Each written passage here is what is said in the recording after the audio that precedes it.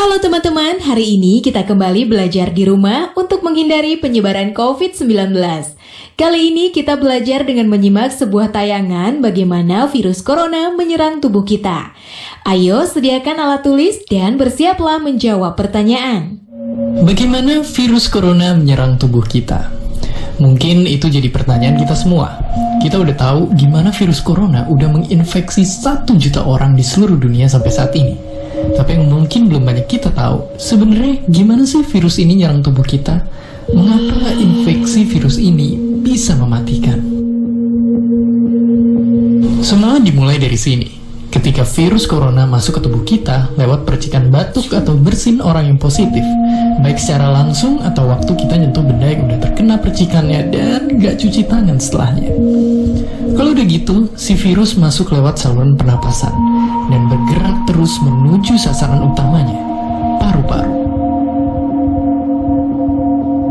Disinilah virus yang punya 3 bagian utama ini mulai bekerja. Pertama-tama, paku protein corona ini akan nempel di paru-paru dan organ-organ lain yang selnya kaya akan protein ini, protein ACE2. Kalau tubuh kita ibarat rumah dan virus corona itu perampok, ACE2 itu ibarat gagang pintu rumah kita.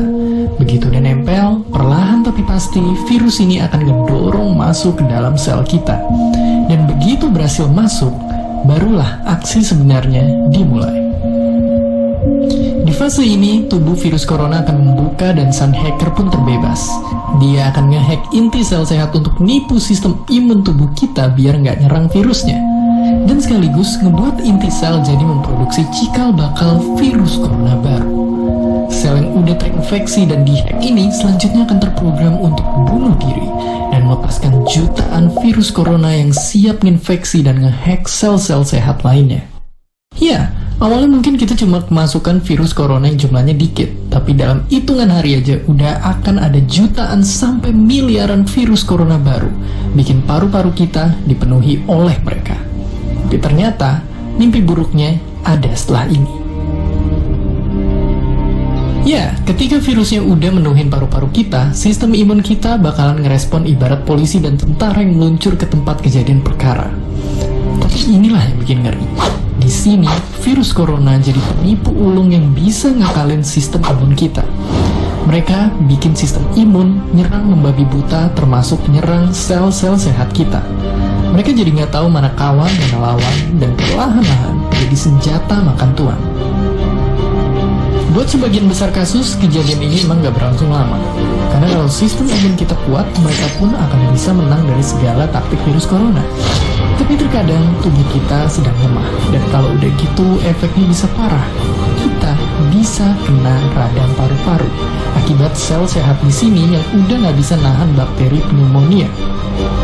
Malahan buat kasus yang kritis, bakteri ini gak berhenti di sana. Mereka bisa masuk ke aliran darah dan akhirnya nyerang seluruh tubuh. Kalau udah begini, bernapas saja bakalan susah banget dan hidup kita ada di tahapan yang sangat kritis.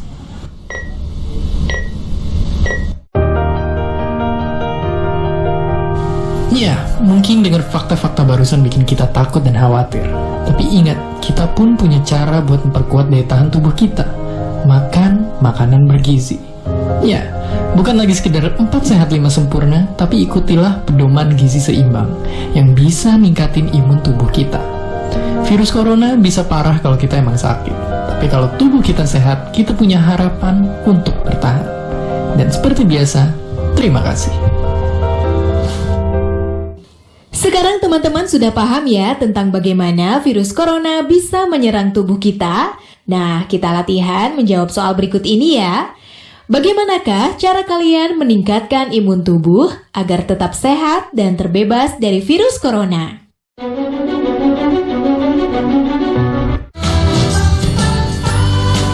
Dunia darurat virus corona. Saking menularnya, virus ini udah nyebar ke lebih dari 95% negara. Bahkan jumlah kasus paling banyak udah bergeser sekarang ke Eropa, yang sekarang jadi pusat penyebaran baru virus ini. Organisasi Kesehatan Dunia pun udah netapin virus corona sebagai pandemi. Tapi tunggu dulu, sebenarnya apa sih itu pandemi? Dan apa bedanya sama epidemi dan endemi? Apakah mereka semua beda atau sama dengan wabah? Jawabannya, mereka itu ternyata adalah 4 tingkatan yang berbeda. Jadi, biasanya tingkat siaga penyakit yang menular itu mulai dari tingkat daerah. Kalau nggak direspon dengan sigap, barulah akan mewabah sampai tingkat nasional. Dari sana, bisa tambah parah lagi jadi nyebar ke negara tetangga. Dan buat penyakit-penyakit yang paling berbahaya bisa menyebar ke seluruh dunia. Oke, terus seberapa bahaya pandemi sebenarnya? Lalu sebelum corona, apakah ada pandemi yang udah pernah dunia kita hadapi? Jadi, pendeknya, yang namanya pandemi tentunya bahaya banget. Coba aja lihat ke sini. Buat contohnya, malaria atau DBD yang sangat ditakuti anak-anak Indonesia adalah penyakit endemi. Kalau kamu pernah dengar tentang Ebola yang ramai di negara-negara ini, itu semua baru tergolong epidemi dan bukan pandemi. Lalu, kengerian COVID-19 ada di atas itu semua. Tapi meskipun begitu, virus corona bukan pandemi yang pertama dan nyatanya bukan yang paling mematikan juga. Untuk contohnya, kita pernah dilanda satu pandemi yang saking mematikannya dikenal sebagai Black Death.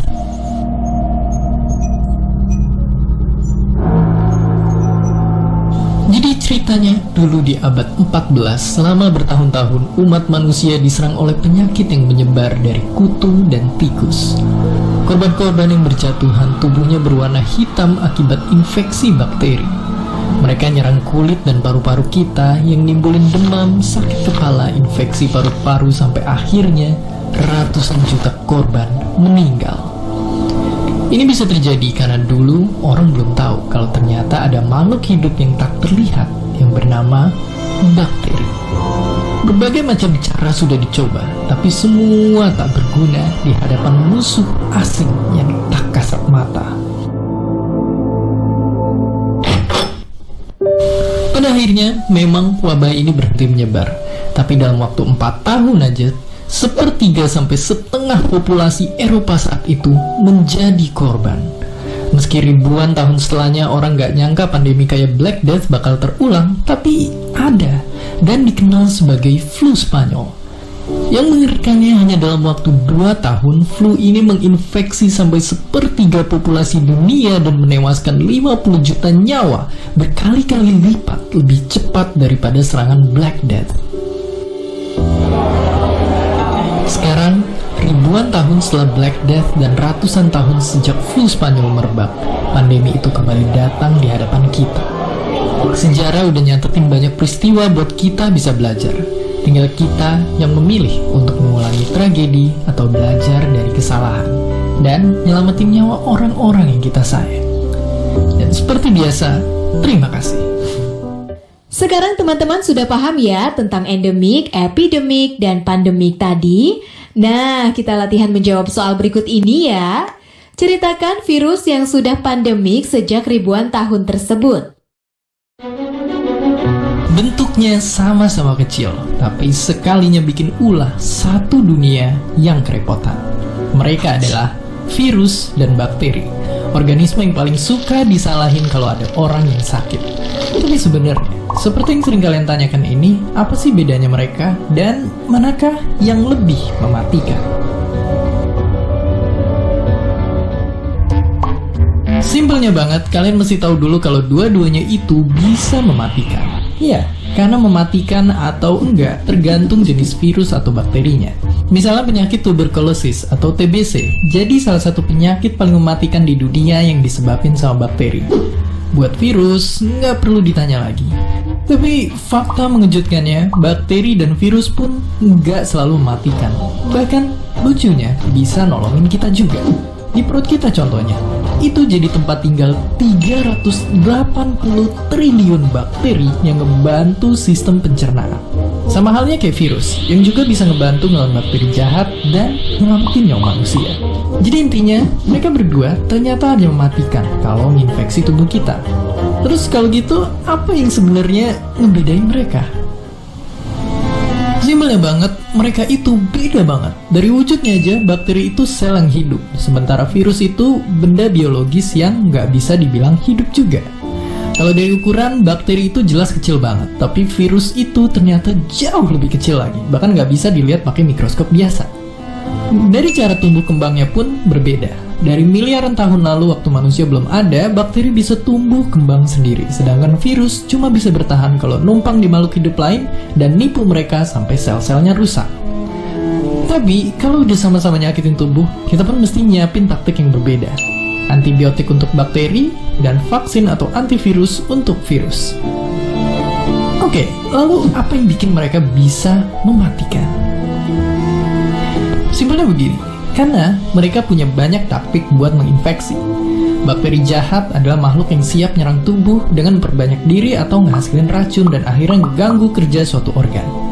Sedangkan virus itu paling jago nyerang kita, karena bisa ngenalin dan nargetin sel yang mau dia rusak. Mereka akan nerobos masuk ke dalam sel itu, ngehack inti selnya, dan selnya pun mati dan virus-virus baru akhirnya tercipta. Ya, virus ini jago banget nyerang kita, seakan dia hidup dan bisa mikirin strateginya. Tapi, bukankah mereka nggak dihitung sebagai makhluk hidup? Ini adalah wujud para virus sebenarnya. Walaupun sangat amat kecil, mereka lah makhluk paling banyak di bumi.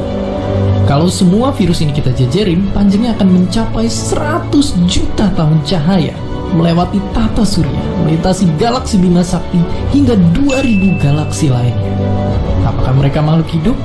Iya, tapi nggak juga. Makanya mereka dinamain makhluk hidup transisi. Dianggap nggak hidup karena nggak ngalamin metabolisme, tapi dianggap hidup karena bisa berkembang biak.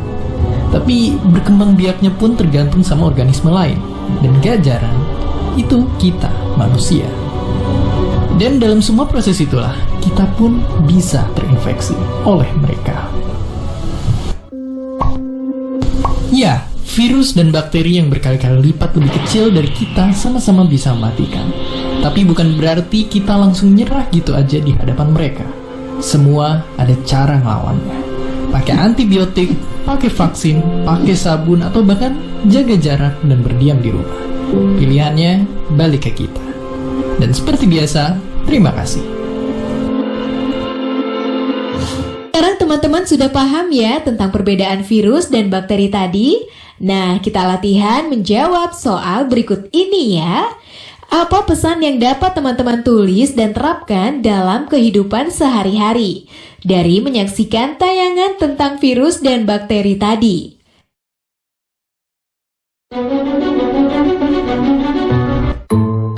Kalau kita ingat masa kecil, hidup rasanya enak banget. Setiap sore kita bisa main sama teman-teman di lapangan yang luas, ngejar layangan berlarian tanpa beban.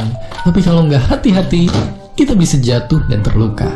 Dan kalau lumayan parah, mau nggak mau kita pun harus ke dokter untuk bisa diobatin. Dan kalau kita lihat, klinik itu isinya nggak cuma anak kecil yang buka aja. Kakek-kakek yang udah tua juga kalau sakit harus pergi ke sana. Ini karena di semua klinik dan semua rumah sakit ada banyak dokter yang siap ngobatin kita dari segala macam penyakit. Mereka semua berbekal ilmu yang sama. Tapi mungkin yang jarang kita tahu, ilmu yang satu ini gak cuma mengobati, tapi juga berusaha mencegah semua penyakit dari nyerang hidup kita. Dan berusaha memahami dan mencari agar kita bisa hidup bahkan sampai 1000 tahun lagi. Inilah dia, ilmu kesehatan.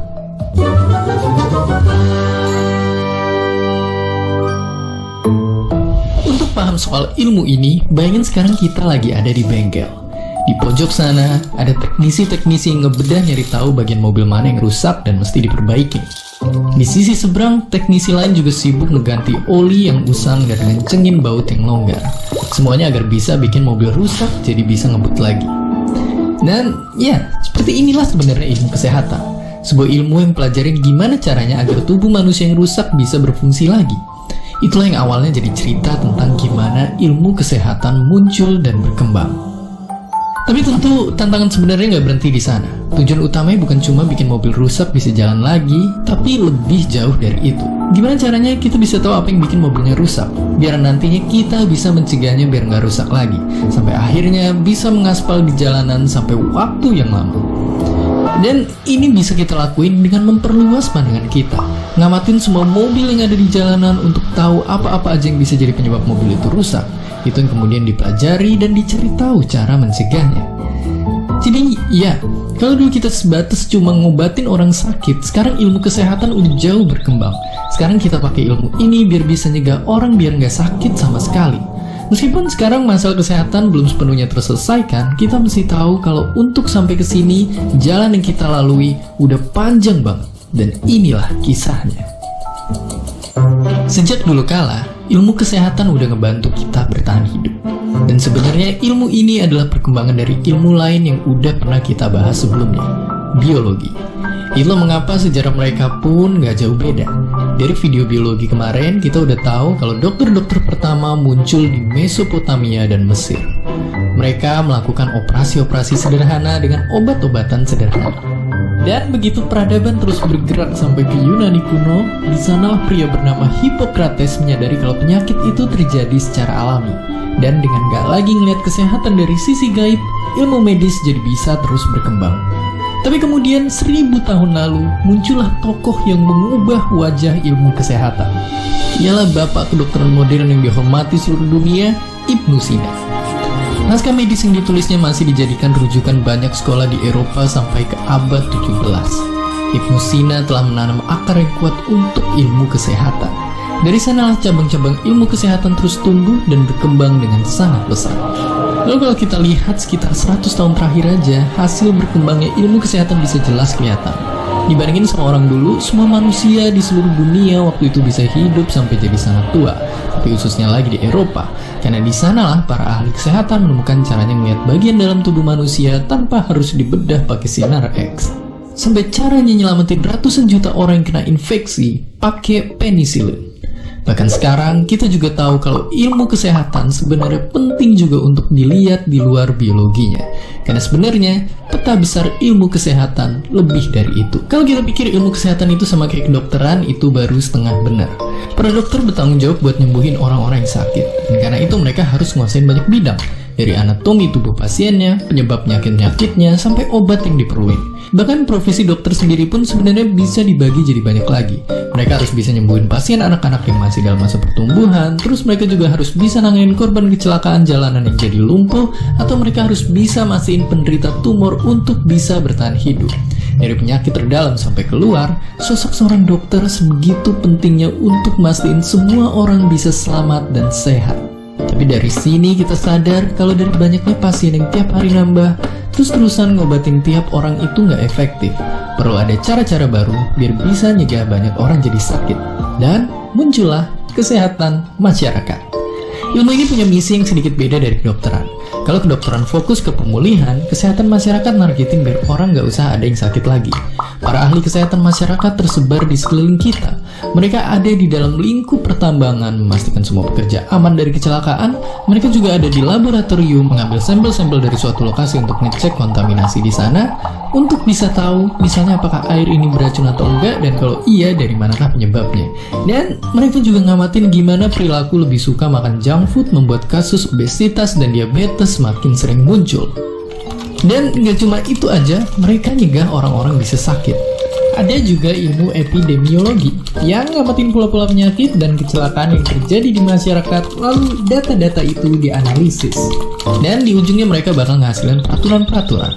Contohnya dari kasus flu burung yang sempat viral. Dari mulanya ngamatin ciri-ciri unggas yang kena virusnya dan ngamatin perilaku orang-orang yang kena flu-nya, mereka jadi bisa nyampein ke masyarakat gimana biar virus ini berhenti menyebar. Dan itulah ilmu kesehatan. Kalau dilihat secara garis besar, tingkat kesehatan di negara kita masih buruk kalau dibandingi negara-negara maju. Itulah yang juga lagi diperjuangin sama Pak Sudirman Nasir, ilmuwan Indonesia yang mendalami ilmu kesehatan sejak perkuliahan. Ia mengambil jurusan kedokteran dan belajar di bawah bimbingan banyak dosen yang pernah berkelana ke negara-negara lain. Mereka semua punya satu pesan untuk Pak Sudirman yang waktu itu remaja. Satu pesan yang sama. Sejumlah guru-guru saya itu selalu menasihati untuk membaca sebanyak mungkin dan kemudian jangan takut untuk mencoba mengembangkan minat tertentu. Saya makin lama makin tertarik pada aspek sosial kesehatan. Saya lihat tadi itu perbedaan harapan hidup atau mengapa ada satu masyarakat yang lebih rentan dibanding masyarakat yang lain. Dan itu banyak sekali ditentukan oleh perilaku mereka sehari-hari, bagaimana memahami perilaku berisiko itu. Pak Sudirman Nasir tidak berhenti belajar di sana. Mendalami ilmu kesehatan telah membawanya dari Makassar sampai ke Australia.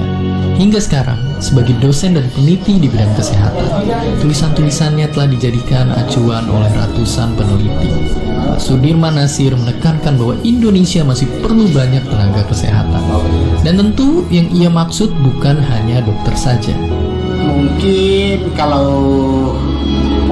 kita masih menganggap ilmu kesehatan itu hanya kedokteran, itu salah satu mitos. Kesehatan itu terlalu luas. Kedokteran hanya salah satu unsurnya saja. Dan ilmu kesehatan itu luas, hampir semua bidang ilmu pengetahuan, cabang-cabang ilmu pengetahuan, mata pelajaran bisa masuk dalam ilmu kesehatan. Makanya mungkin mitos bahwa kalau mau masuk fakultas kedokteran belajar biologi dan kimia aja, itu salah satu mitos yang menyesatkan. Seakan-akan ilmu kedokteran atau ilmu kesehatan itu hanya dibangun oleh dua bidang pelajaran ini. Saya sudah katakan tadi, ternyata ilmu kesehatan itu juga terkait dengan gaya hidup. Untuk memahami gaya hidup itu kita butuh ilmu-ilmu seperti psikologi, kita butuh ilmu-ilmu seperti sosiologi, kita butuh ilmu seperti antropologi. Sekarang kita jadi tahu kalau luka anak kecil yang jatuh ketika berlari ataupun penyakit kakek-kakek yang udah tua sebenarnya mungkin bisa dicegah. Dan untuk melakukan ini kita mesti mendalamin ilmu kesehatan dari berbagai macam kacamata. Karena seperti kata Pak Sudirman Nasir tadi, ilmu-ilmu sosial juga bantu nyempurnain kesehatan masyarakat. Ini juga jadi pegangan buat kita dalam belajar di sekolah. Jangan sampai ketika kita lagi belajar sesuatu, kita terlalu milih-milih mana bidang kita suka dan mana yang kita benci. Karena mungkin bidang-bidang itu pun akan sama pentingnya untuk dikuasai. Dan pada akhirnya, cita-cita ilmu kesehatan itu cuma satu. Gimana caranya kita nggak menderita karena sakit, dan bahkan gimana caranya biar bisa hidup selama mungkin. Karena dengan begitu, kualitas hidup kita pun akan meningkat dan kemajuan peradaban pun akan terus bergerak. Sekarang teman-teman sudah paham ya tentang kisah Pak Sudirman tadi? Nah, kita latihan menjawab soal berikut ini ya. Mengapa Pak Sudirman mengatakan bahwa pernyataan ilmu kesehatan hanyalah kedokteran? Dan jika mau masuk fakultas kedokteran, belajar biologi dan kimia saja hanyalah mitos? Oh iya, jangan lupa untuk tetap belajar di rumah ya, dan jaga kesehatan dengan rajin mencuci tangan serta makan makanan yang bergizi.